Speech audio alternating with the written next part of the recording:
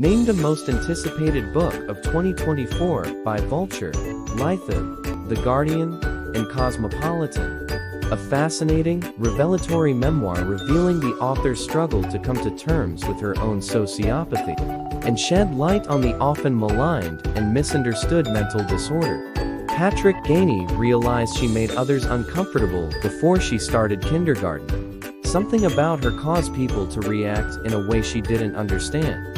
She suspected it was because she didn't feel things the way other kids did.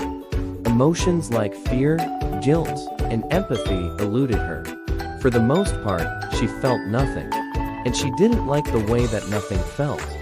She did her best to pretend she was like everyone else.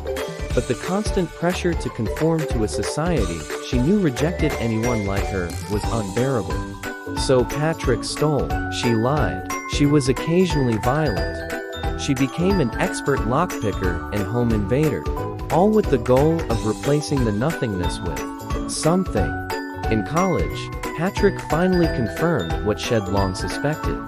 She was a sociopath, but even though it was the very first personality disorder, identified over 200 years, sociopathy had been neglected by mental health professionals for decades. She was told there was no treatment, no hope for a normal life. She found herself haunted by sociopaths in pop culture, madmen and evil villains who are considered monsters. Her future looked grim. But when Patric reconnects with an old flame, she gets a glimpse of a future beyond her diagnosis. If she's capable of love, it must mean that she isn't a monster. With the help of her sweetheart and some curious characters she meets along the way, she embarks on a mission to prove that the millions of Americans who share her diagnosis aren't all monsters either.